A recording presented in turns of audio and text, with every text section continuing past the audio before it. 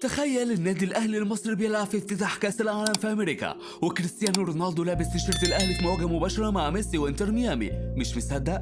ركز معايا واحكي لك القصه بالتفاصيل. انا احمد طه، معلق صوتي. اعمل لايك وسبسكرايب على اليوتيوب يا حبيب اخوك.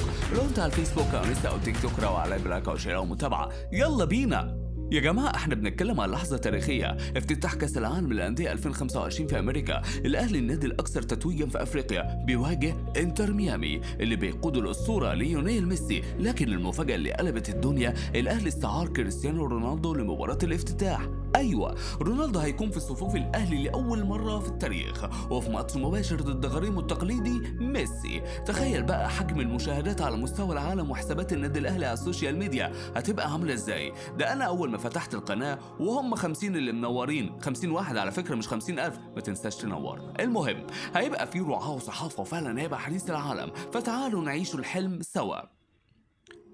الموضوع بدأ لما أمريكا استضافت كأس العالم للأندية، وكانت عاوزة تضمن افتتاح أسطوري يبهر العالم. الأهلي اللي دايما بيمثل أفريقيا قرر يعمل خطوة غير مسبوقة، ويتفق مع نادي النصر السعودي على إعارة مؤقتة لرونالدو علشان يلعب معهم الماتش ده. تخيل كريستيانو بفانيلة الأهلي قدام ميسي بفانيلة انتر ميامي، لحظة مش هتتكرر. الماتش ده مش مجرد افتتاح، ده حدث عالمي بيجمع بين أسطورتين، رونالدو وميسي، لأول مرة على أرض أمريكا وفي بطولة رسمية. بالنسبة للنادي الأهلي ده مش بس فرصة لإظهار قوته على الساحة العالمية، لكنها كمان خطوة تسويقية عبقرية هتخلي اسم الأهلي يلمع قدام الملايين حول العالم. الجماهير في أمريكا والعالم كله منتظر الماتش ده بفارغ الصبر. هل رونالدو هيقدر يثبت نفسه مع الأهلي في مواجهة ميسي؟ هل الأهلي هيخطف الأنظار من كل فرق العالم؟ استعدوا، لأن الحدث ده مش مجرد ماتش، ده تاريخ بيتكتب قدام عينينا.